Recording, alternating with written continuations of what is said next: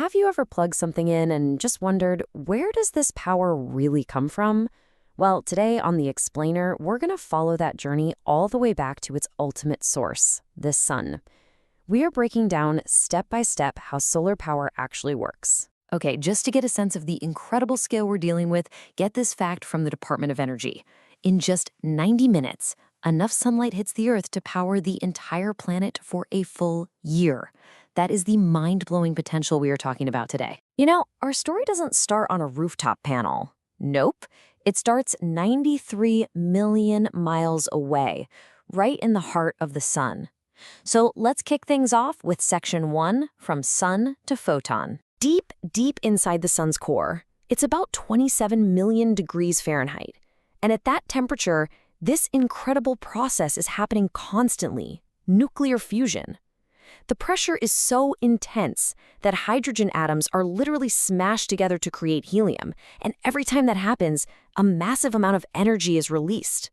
So, how does all that energy get from the sun to us across 93 million miles of empty space? Well, it travels in these tiny, tiny packets of light called photons. You can think of them as little messengers, each one carrying a piece of the sun's power on its very long journey to Earth. So after that long trip, a photon finally arrives. It smacks right into a solar panel. What happens in that exact split second? Well, that brings us right to section 2, how panels capture sunlight. The whole magic trick here is based on a principle called the photovoltaic effect. And the name really says it all. Photo means light, and voltaic means electricity. It's literally the process of turning light directly into an electric current. And what's wild is that this futuristic-sounding tech was actually discovered way, way back in 1839.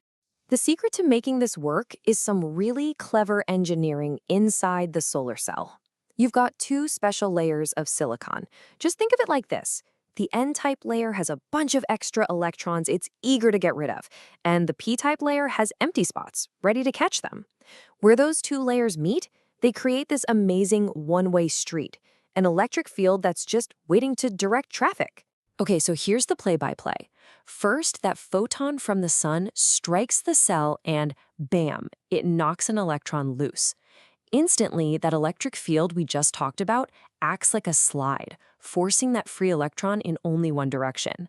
Now imagine millions of electrons getting pushed down that same slide all at once. What do you get? A flow. And that flow of electrons is electricity. Specifically, it's direct current, or DC electricity. So we've done it. We've made electricity.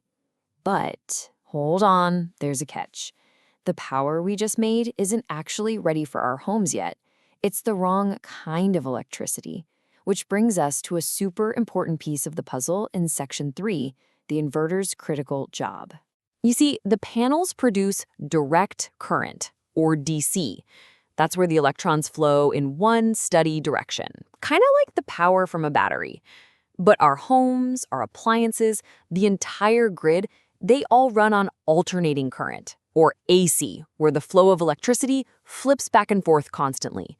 They're basically speaking 2 completely different electrical languages. And this is where the unsung hero of the whole system comes in, the solar inverter. You really can think of it as the brain of the operation. Its whole job is to be a translator. It takes that steady DC power coming from the panels and perfectly converts it into the alternating AC power that our homes can actually use. All right, the power has been converted. It's now useful AC electricity. So where does it go from here? Let's trace its final steps in section 4, powering your home and the grid. Okay, so from the inverter, that AC power flows right into your home's main electrical panel.